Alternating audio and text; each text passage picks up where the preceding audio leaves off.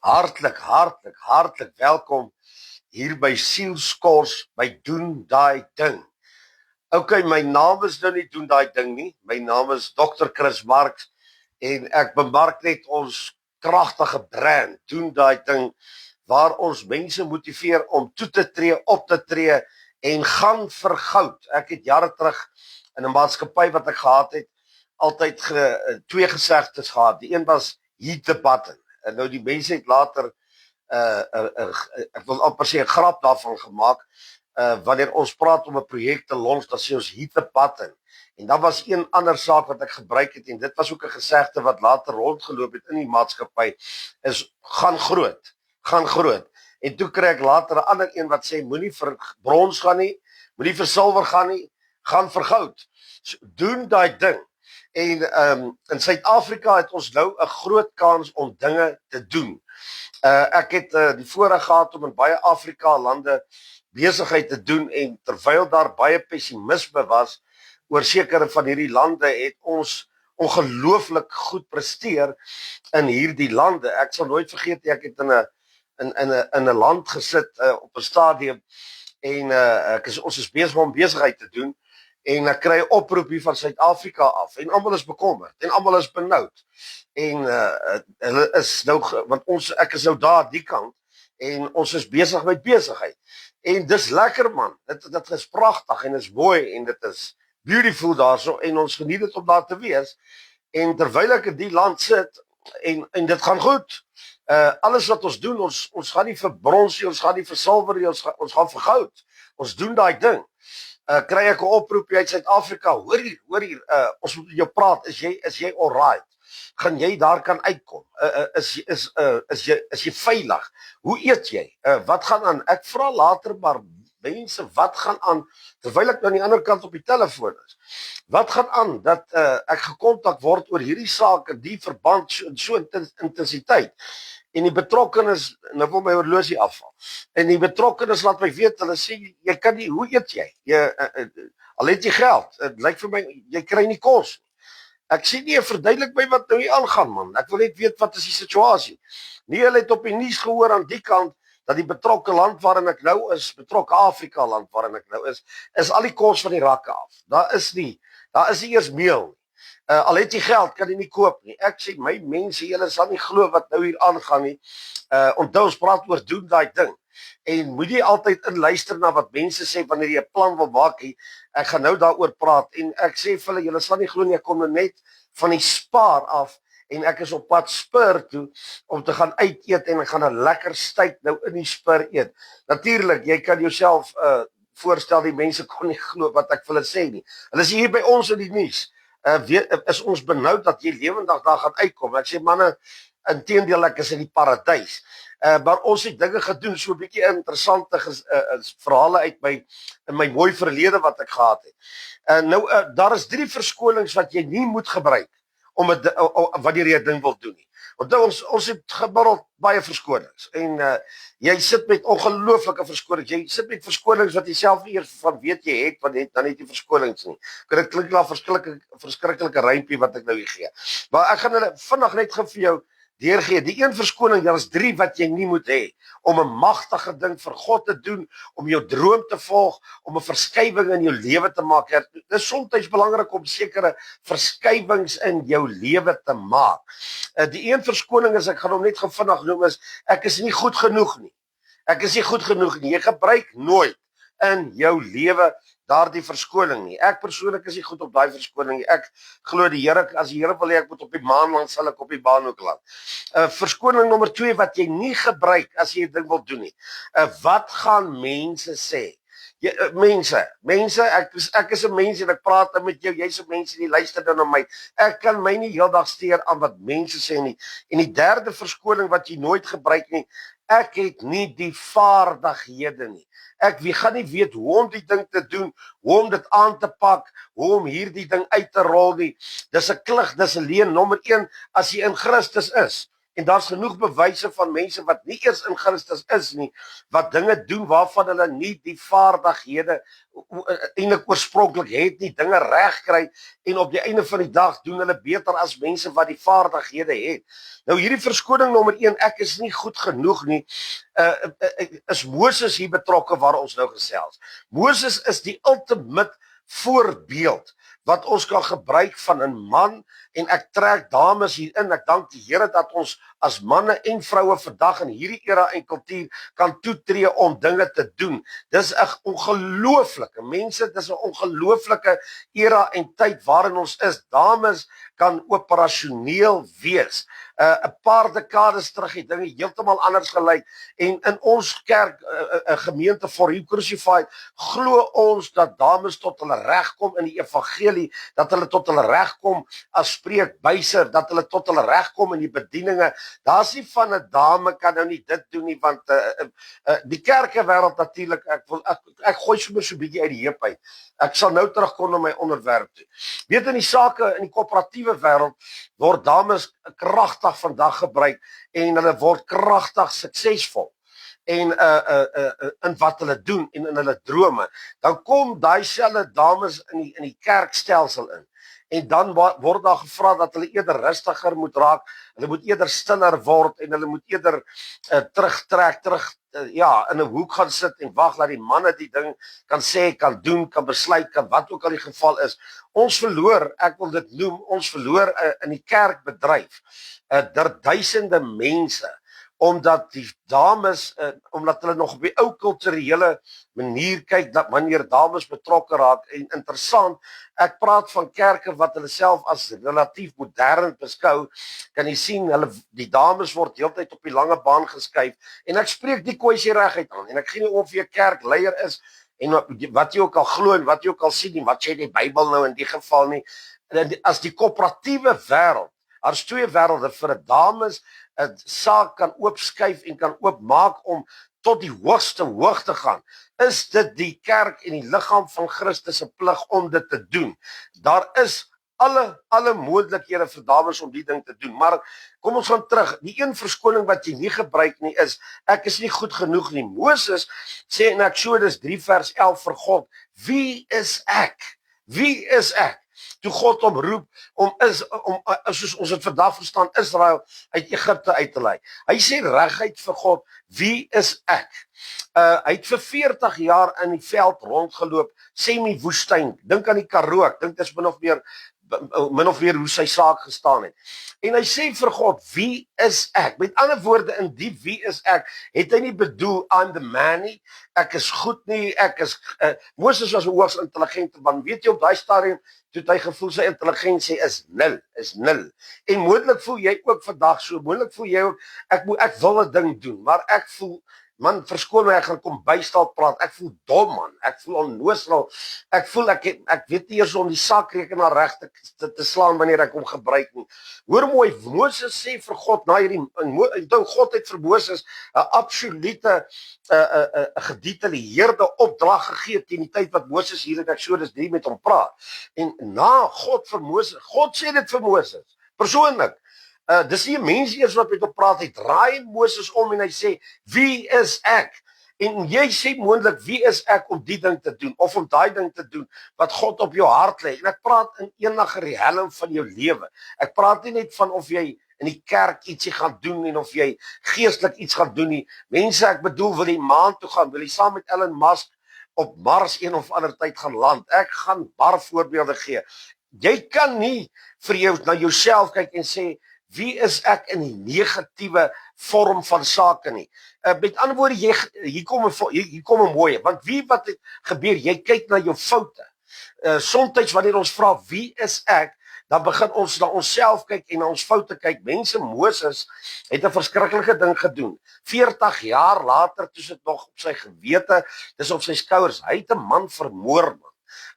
Hierdie ou het nie gespeel nie. En hy het gekyk onder andere na die foute wat hy het 'n lewe geneem. Nou ek weet nie wie nou daarby luister nie. Moontlik Ons media gehoor trek soms ver en hierdie bane waardeur hierdie media gaan het nogal 'n verboom en te gaan. Ek weet nie waar jy staan nie, maar moontlik het jy nog nie so ver gegaan nie. Moses het iemand se lewe geneem. Hy moes vlug as 'n moordenaar. Anders hy sou doodgemaak geword het in Egipte. Hy's vir 40 mense luister fyn. Hy het vir 40 jaar voortgevlug. Ek ken nie persoonlik nou mense wat vir 40 jaar aan die vlug al is. Vir 40 jaar was hy vlugteling. God kies hom om daai volk te gaan uitlaai. En die eerste ding sou hy dink, maar ek is hierdie persoon wat mense, ek het iemand vermoor, man. Ek gaan nie woord sê wat hy is. Ek het iemand vermoor. Paulus was erger. Hoor mooi, Paulus het mense vermoor. Hy het mense vermoor. Hy het vrouens en kinders vermoor. Maar God het vir hom gesê, jy sal in Europa deurbreek en jy sal hierdie evangelie van my in Europa, en ek praat vandag nog oor Jesus Christus as gevolg van Paulus se vermoë en energie om hy saak uit te gerol het. Jy kyk na jou foute soms, dan sê jy, wie is ek? Wie is ek? Jy kyk soms na jou verlede. Dis wat Moses gedoen het. Hy moes ongelooflik, ek vermoed, gewetenswroging gehad het oor hierdie saak wat hy gedoen het. Hy wou 'n tweede keer 'n man dood. Dit het prakties nie so gebeur nie en hy moes vlug. Jy kyk na jou swakhede en jy vra heeltyd, ek moet hierdie ding doen en ek wil iets doen. Wanneer God vir jou 'n ding gee om te doen, is dit gewoonlik 'n groot ding.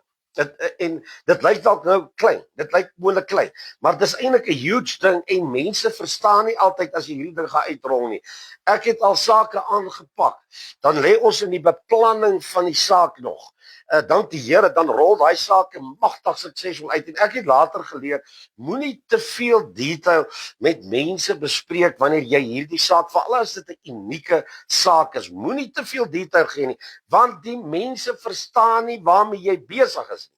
Hulle het nie 'n idee waarmee jy besig is nie. Onthou, veral onder unieke situasies, maar kom ons bly by ons punt. Jy kyk na jou foute in die verlede, jy kyk na jou verlede en jy kyk na jou swakhede. Ja, ek is nie daai gedissiplineerde persoon nie. Ek is nie daai gefokusde persoon nie. Ek is nie soos X, Y en Z wat elke dag so gefokus is om die ding te doen nie.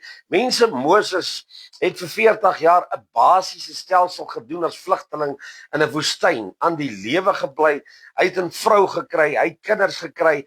Dit moes nie eers so gewees het nie. Moses sou ander dinge gedoen het, en groot dinge. Op die einde word hy vlugteling, maar God sê vir Moses, dis mooi. Hy sê jy is gekies om die volk uit te lei uit Egipte uit. En Moses maak geskiedenis, ek praat nou nog oor hom. God kyk na die roeping op jou. En nie net jou regime nie. Hy kyk nie net na jou regime nie. Hy kyk nie net na jou CV nie. Hierdie is 'n baie mooi. Die laaste een wat na jou CV kyk. Almal kyk na jou CV. Wanneer jy aansoek doen vir 'n saak, wanneer jy 'n voorstel gee en uitlê om aan 'n maatskappy of om iets te doen, 'n proposal soos hulle sê, dan kyk hulle na jou CV, na die vermoë wat jy het. Wie jy God kyk nie na dit nie. Kyk na Petrus, kyk na sy disippels. Moet nooit terug verwys na jou toe en sê, wie is ek? Die oomblik as daardie saak om 'n ding te doen, hoor mooi, reeds in jou verstand gebore is, sê dit al klaar, jy het die vermoë. Luister mooi. Hoe het dit gebeur? Hoe het dit gebeur dat dit in jou verstand, dat daar 'n lig aangegaan het? Kom aan, dink bietjie mooi daaraan. Ek is nou besig om op Facebook te praat. Zuckerberg, as ek nou sy naam reg sê, was 'n jong man toe hy hierdie stelsel kom ons noem dit design het wat ons nou tans gebruik. Daar het 'n oomblik by hom, daar het ligte by hom aangegaan. Daar het skielik 'n vermoë by hom opgegaan en hy het hierdie prentjie gesien en ja, kyk wat doen 'n man van 55 vandag op sy stelsel. Iewers het hy en hy het besluit, ek het aan sy verhaal al gekyk, dat maak nie saak waar ek is nie, en as 'n drop-out uit college, as ek reg onthou, het hy gesê ek gaan die ding doen.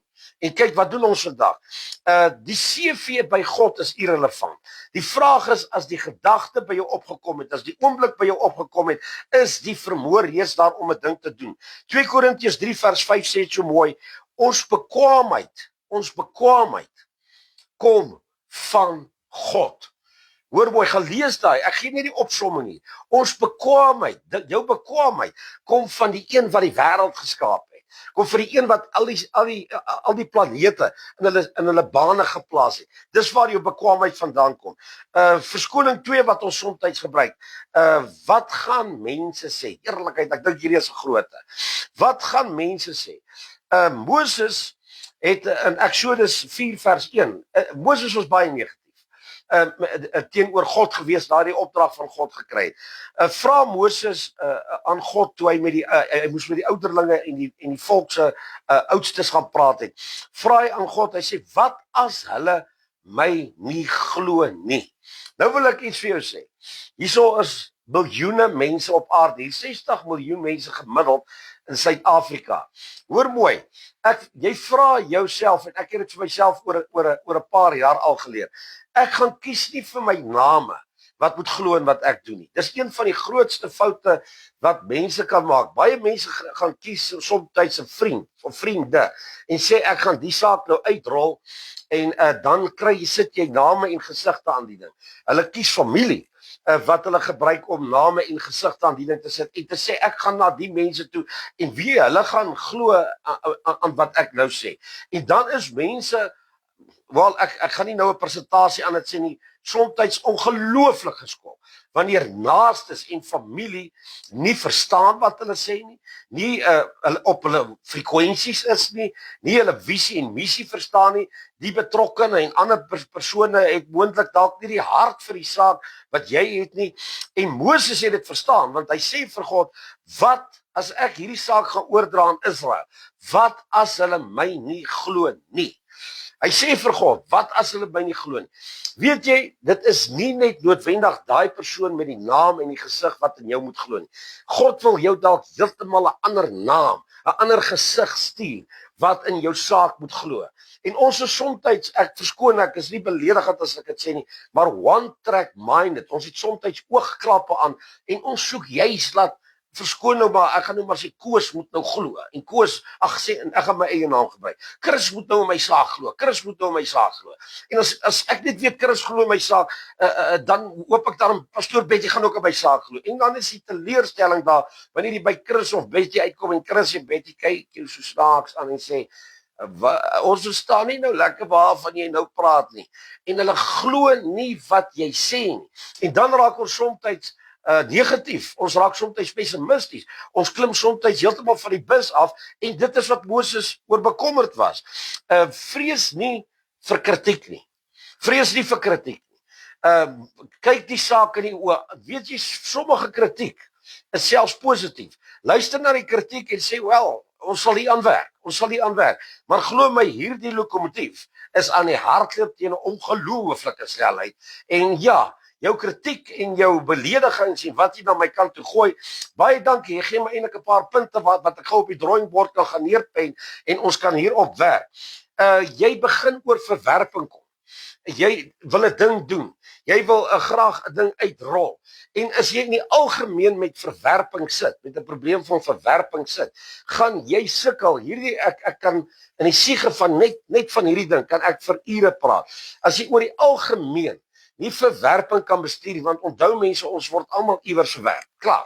Elke persoon gaan iewers in sy lewe deur 'n situasie en dit gaan deur mense wees verwerp. Met ander woorde, die worst case scenario is wanneer jy langs die graf van 'n geliefde gaan staan en die dood het hom gevat, dan is daar verwerping betrokke. So ek van die worst case scenario dat jy dit kan assosieer.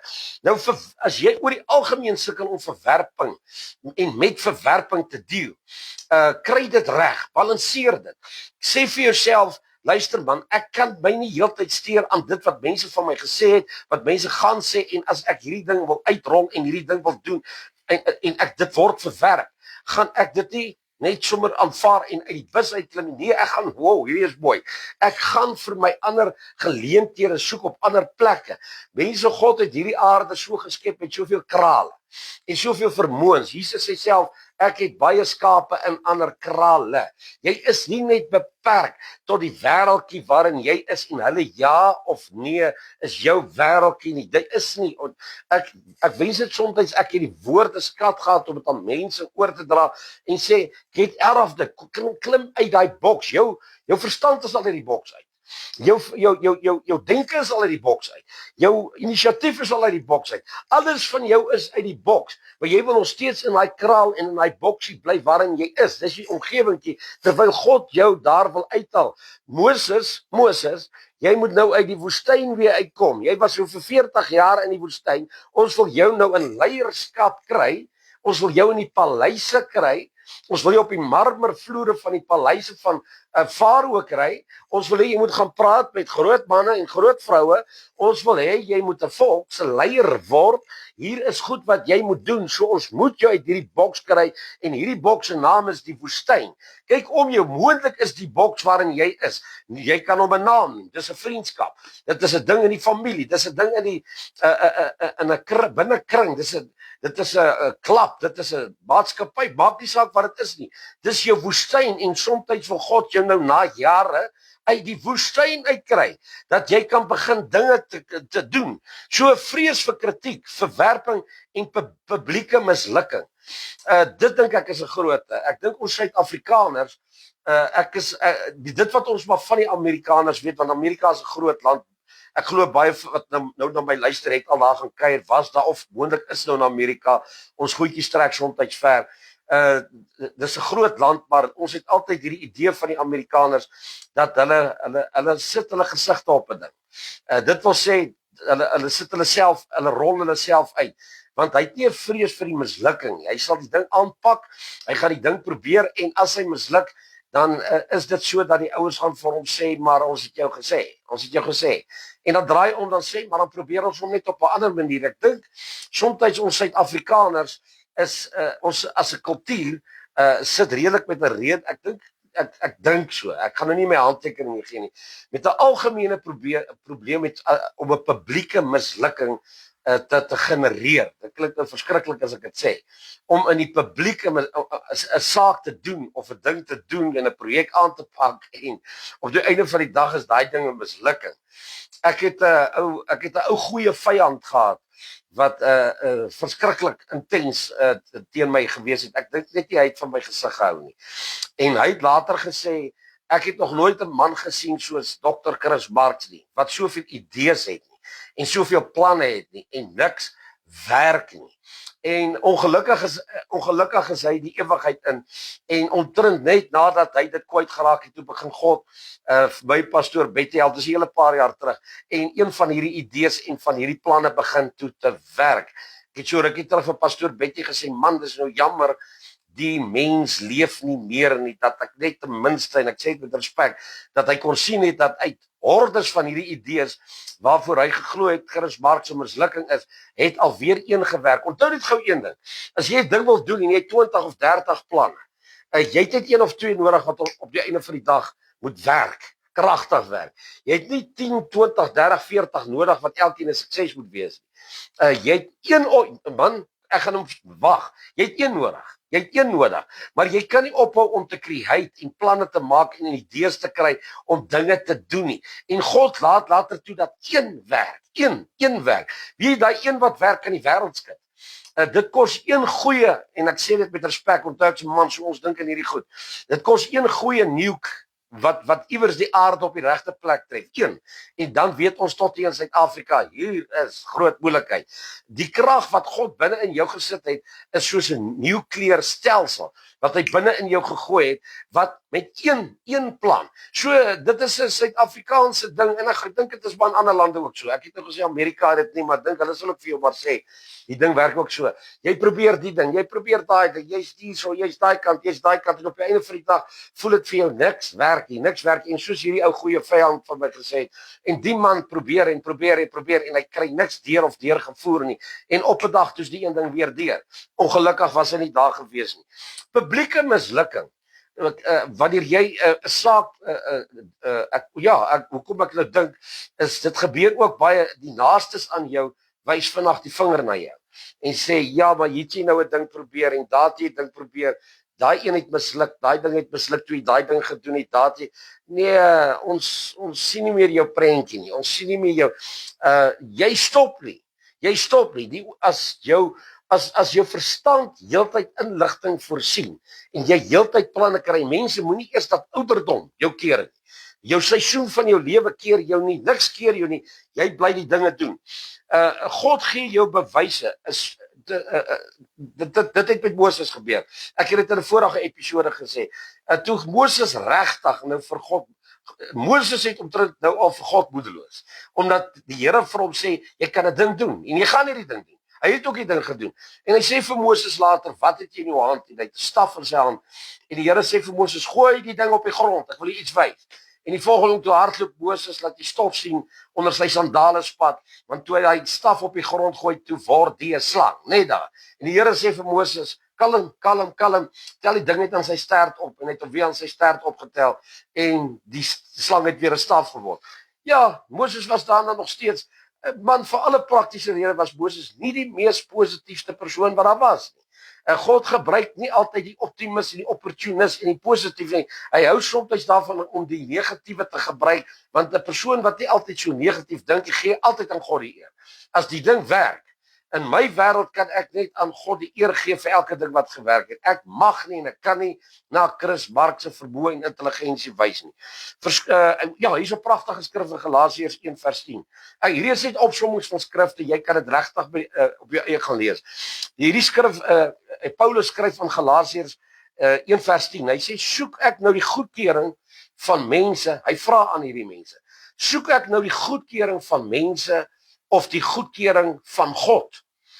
My persoonlike navorsing wat ek doen, wanneer ons is in die ministry betrokke en alles wat ons doen, maak nie saak al werk ons met koöperatiewe mense, gaan altyd terug na ministry toe. Dis wat ek die pastoor Betty doen.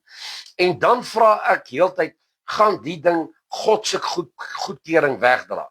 Ek dink nie eers aan 'n mens. Ek kyk nie 'n naam vir 'n mens. Ek dink met liefde aan my broeders en my susters, en ons het kosbare, pragtige mense saam met wie ons werk. Maar wanneer ons uitrol op 'n saak, dan dink ek net een ding, wat dink God hiervan? As ek hierdie ding doen, hoor mooi, as ek hierdie ding doen, wat dink God van hierdie saak? Hoor mooi, jy gebruik dit as 'n barometer. Jy gebruik dit as die skaal waarteen jy meet. En Paulus het dit reguit gesê, nou hy was 'n redelike ou wat, as jy hom sy persoonlikheid geken het, nie vreeslik gesteer het in elk geval wat mense sê nie, maar hierdie keer sê vir hulle, soek ek nou die goedkeuring van julle of van mense, of soek ek die goedkeuring van God? As God agter jou staan, maak nie saak wat enige mens sê nie, maak nie saak wie die mens is nie, jy beweeg en jy doen daai ding. Die laaste een, verskoning nommer 3, wat jy nie gebruik wanneer jy 'n ding doen nie. Ek het nie die vaardighede nie.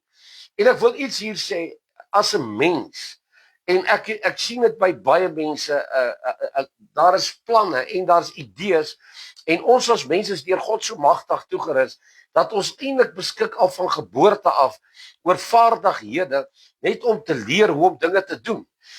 Dit is ongelooflik, dis hoekom ons nie diere is nie, mense, ons is nie diere nie. Ons is nie deel van 'n spesies nie.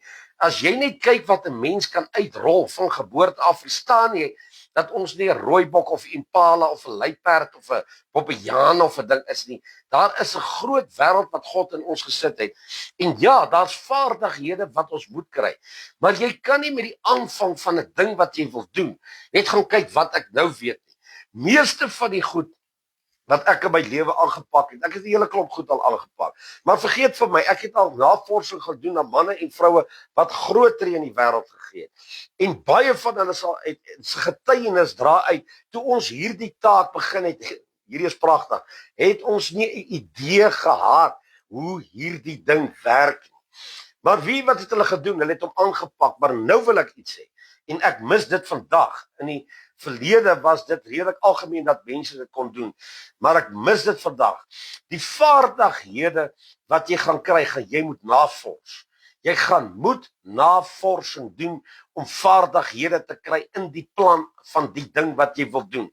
Jy kan nie net die ding aanpak en doen nie. Ek verstom my hoe mense hierdie opportunistiese wêreld ervaar om 'n ding te doen, en dan wil hy uitrol, en dan sit hy 2 jaar later verstom en hy het niks reg gekry nie, maar hy het nie 'n boek opgetel nie. Hy het nie met 'n vriend gaan praat nie. Hy het nie gaan navorsing doen op Google eers nie.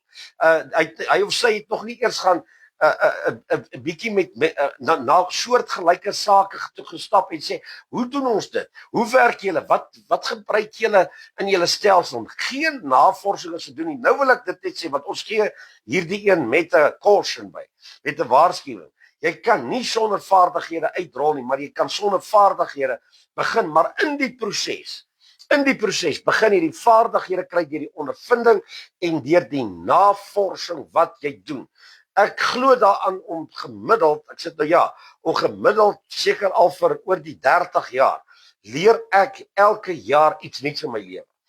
Dit lyk vir my dit is 'n tipe van 'n basis in my lewe wat ek as 'n gesonde, ja, daar's 'n woord vir dit. Habit. Ek wil nou nie die Engels is 'n habit wat ek aangeleer het.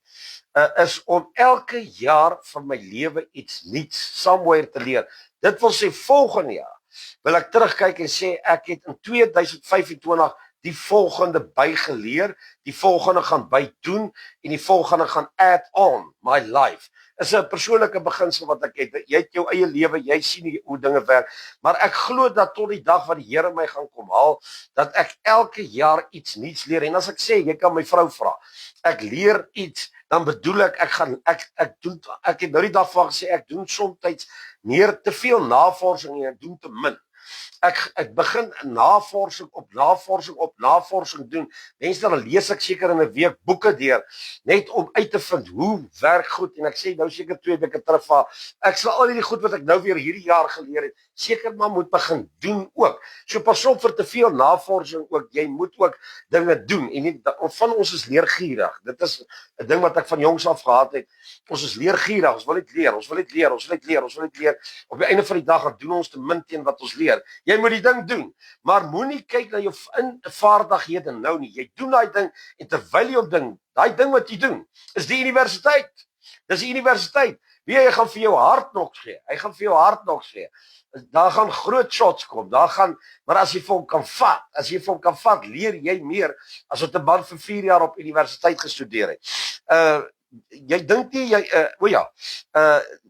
ek het hierdie vaardighede uit Moses. Ons is nog steeds op Moses. Hy sê vir die Here in Eksodus 4 vers 10. Hy sê ek kan nie praat. Ek kan nie mooi praat nie. Ek het nie die vaardigheid om met Farao eers te redeneer nie. As hy praat van praat hy nie net soos wat ek nou met jou praat nie.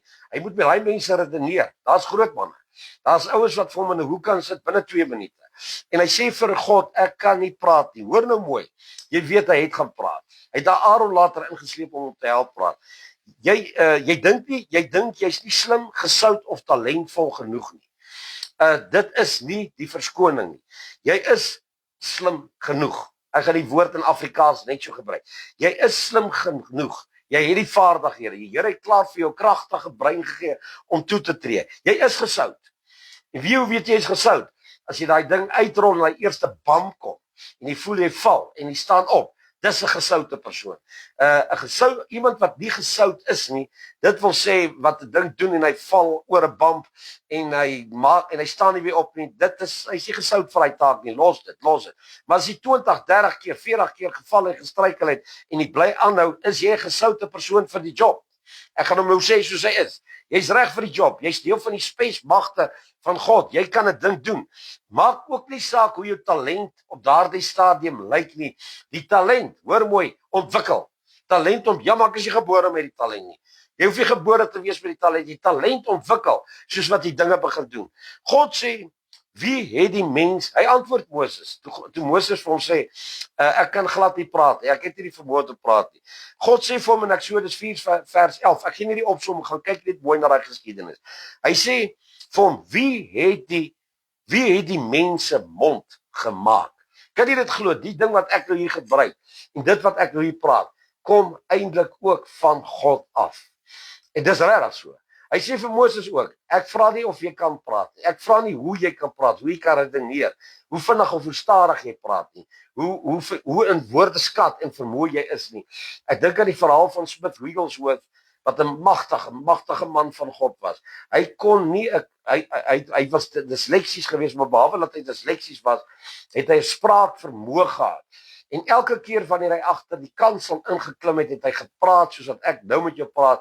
As hy van die kansel afgeklim het, dan het hy gesukkel om te praat. Selfs as hy geskryf het, kon hy nie geskryf het nie, maar wanneer die Gees van God oor hom vaardig geword het, het hy boeke geskryf wat tot vandag toe magtiglik in sirkulasie is. Ek wil amper sê, God kom vir Smith Wigglesworth gevra het, wie die mond gemaak en wie die vinger gemaak wat skryf. Wie die vingers gemaak wat skryf. God het dit gemaak en wanneer jy moet praat, wanneer jy moet dinge doen, enige ding doen, God het alles aan jou gemaak. Ja, nie die duiwel nie. God het alles aan jou gemaak.